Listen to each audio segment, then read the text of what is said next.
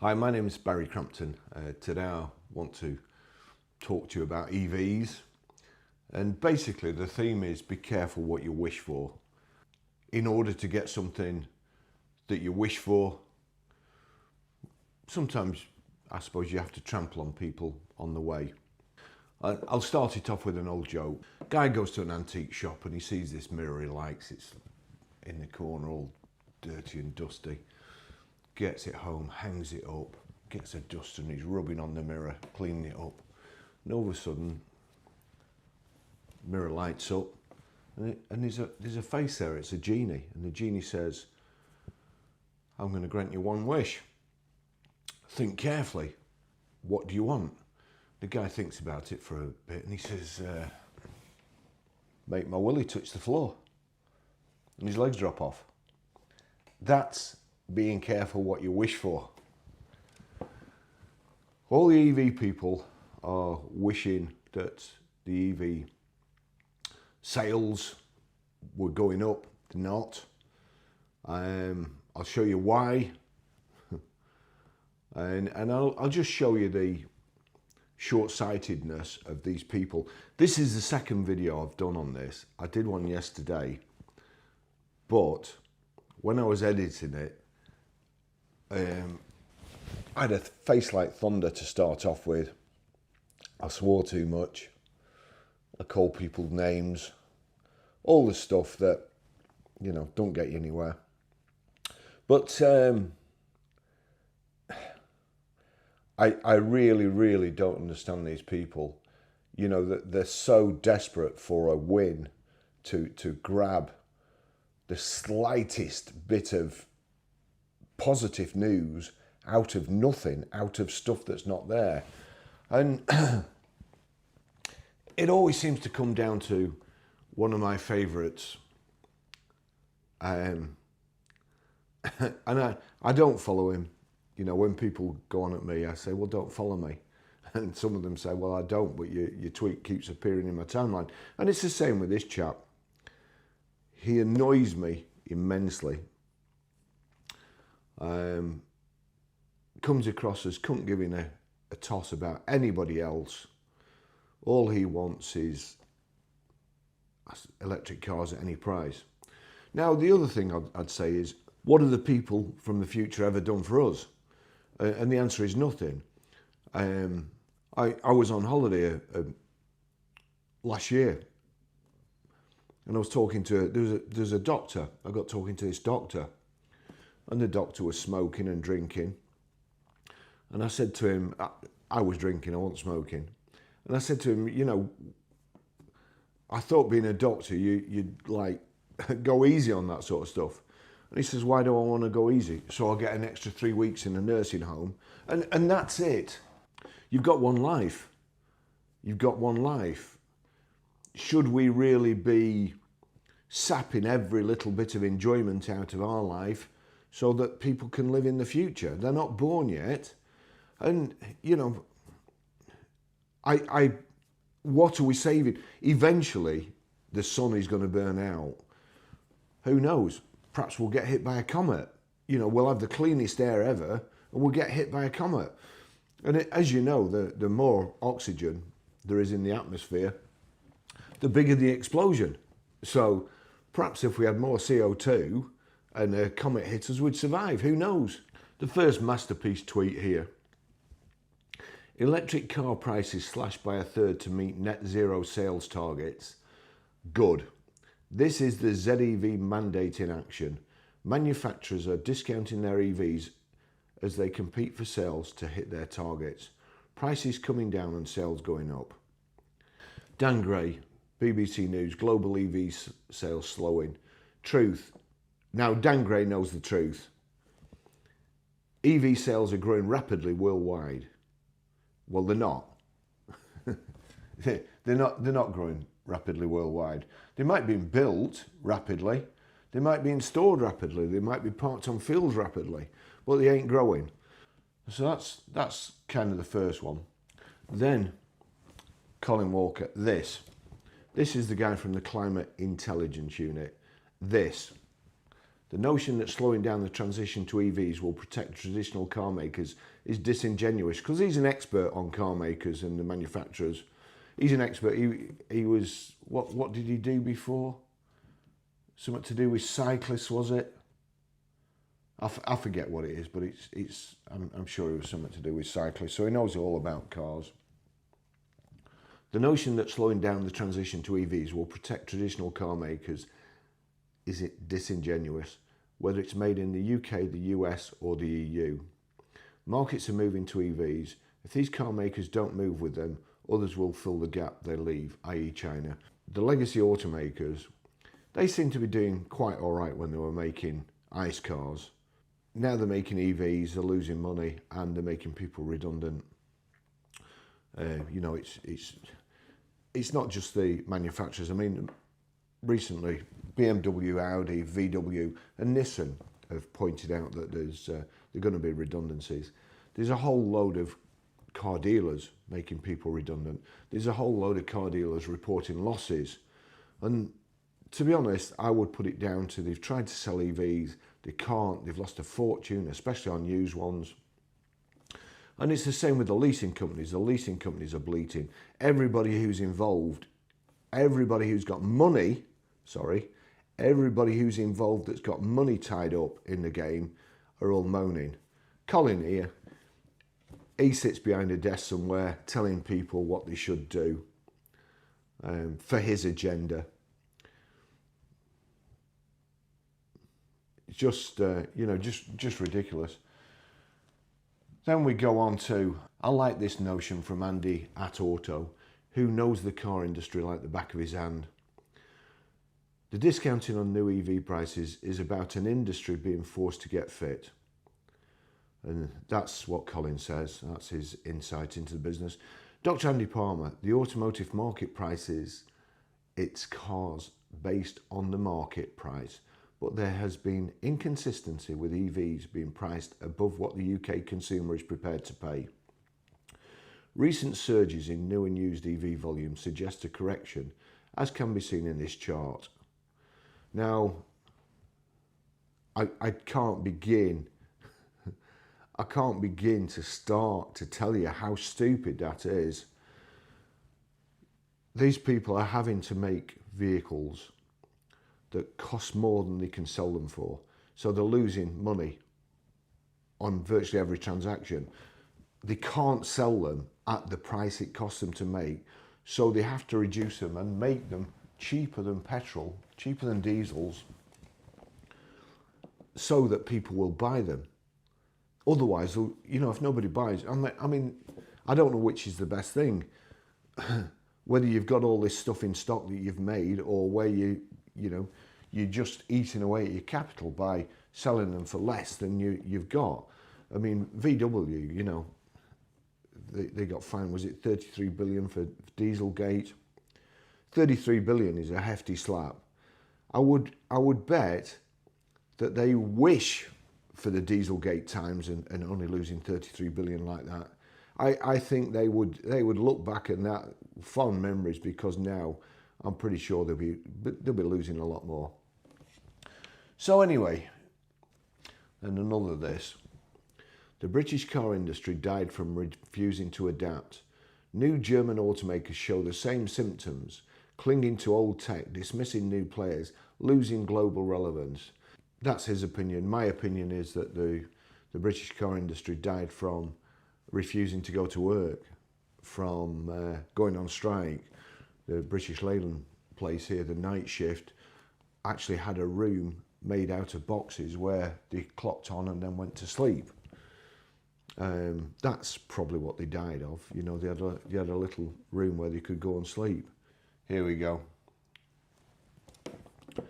Video of me talking about October's new car sales data, including, against my better judgment, the use of Team's cheesy fireworks reaction thingy.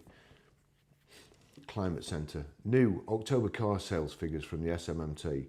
Only electric car sales saw growth last month.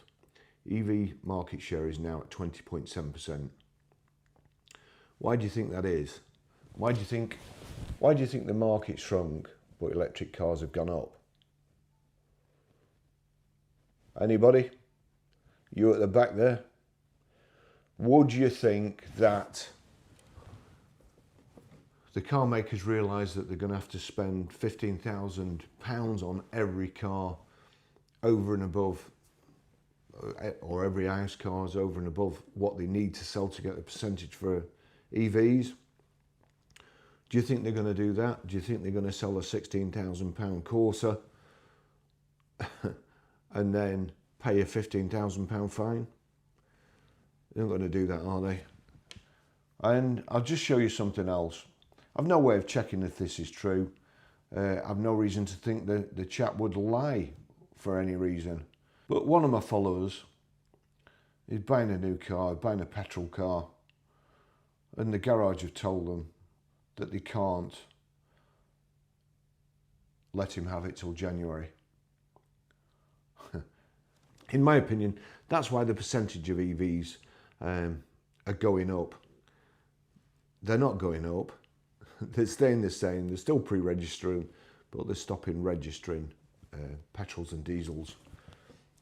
So therefore, it's allowing the EVs to creep up at the expense of petrol and diesel, at the expense of the cars that they were making money off. Now, when I said before, be careful what you wish for.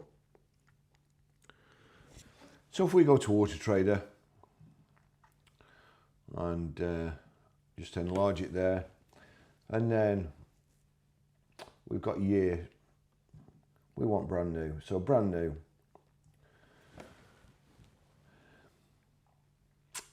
And then we look at the price. So we'll put from any to, you'll see here, we'll say to 20,000. And then we go down and we look at the fuel type. Oh, that's on petrol at the moment. So you'll see there that up to 20,000, there are only 113 electrics, 1,106 petrols. And this will just be a small sample of the petrols. You know, there'll be all different colours, same specs and so on, different specs, all different colours. They'll just advertise one. So there's virtually 10 times more petrols available underneath the £20,000 mark. Do you think they're going to sell those if they have to pay £15,000 to sell them? Does it cost them more than £5,000 to make an ICE car? I would think so. Then we'll go from 20 to 30. Now you see, from 20 to 30, there's 2,609 petrols, 1,362 hybrids and 867 electrics, only 53 diesels. So between 20 to 30,000, there's only 53 diesels. We'll go from 30,000 to 40,000.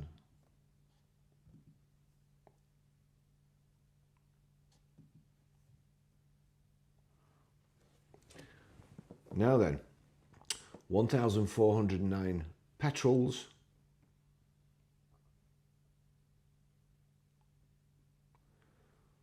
999 electrics. Can you see what's happening? 40,000 to 50,000. 769 petrols, 960 electrics. But now we're getting into the realms where the manufacturers could possibly sell one of those, pay the €15,000 fine, and perhaps still make money.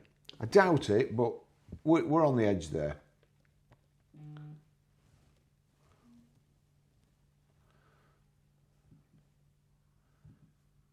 $50,000 to $60,000.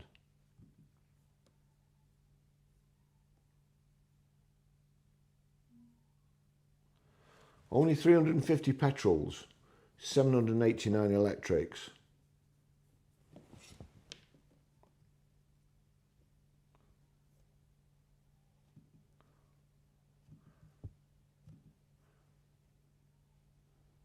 60 to 70. Oh.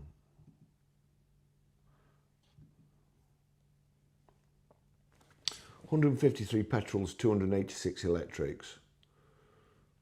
So now electrics are going down.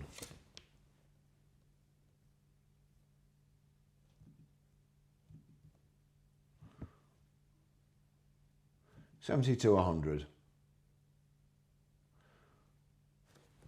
Petrols 359, electrics 428.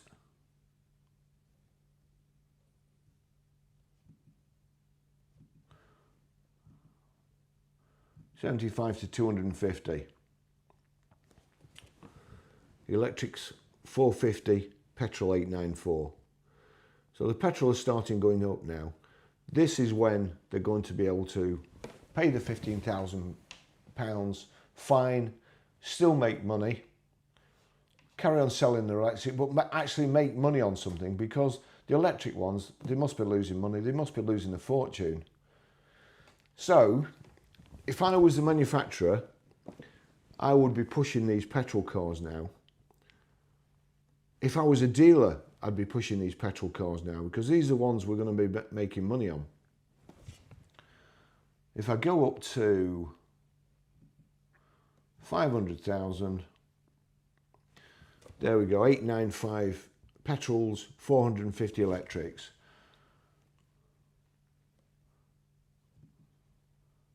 CO2 emissions. Wow. Look at them. Look at the CO2 emissions. So by fining the manufacturers £15,000, they're forcing them to sell gas guzzlers,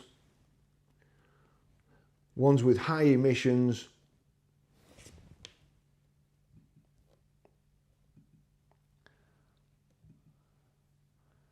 there we go. We'll go up to 6.5 litres.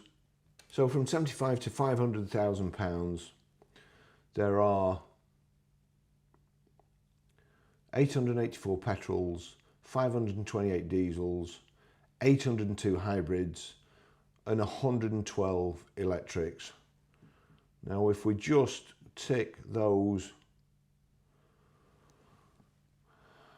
we'll go down to engine size.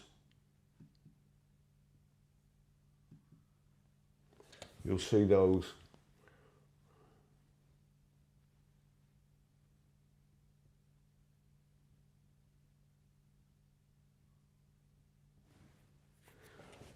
You see the engine sizes there.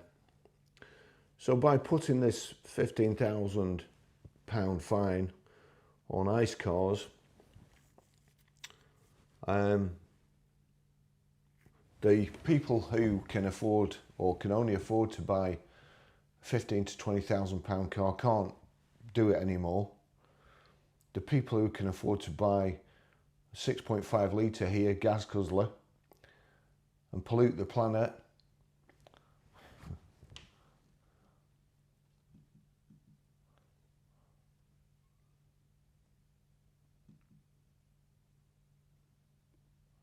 they can still do it.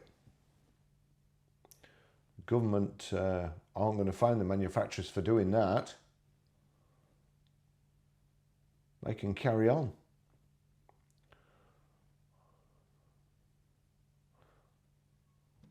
CO2 emissions. There you go.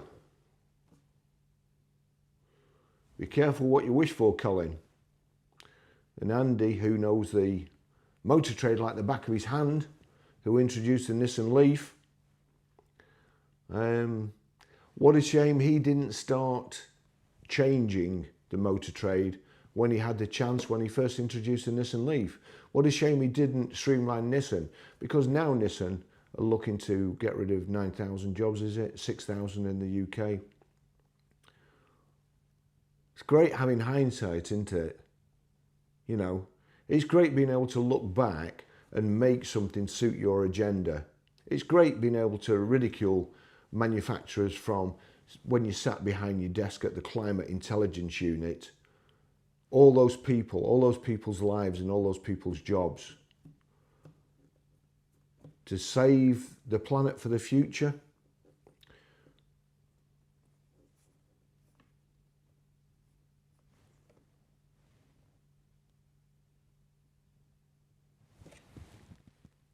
That's the back of my hand, and I know what I'd like to do with it.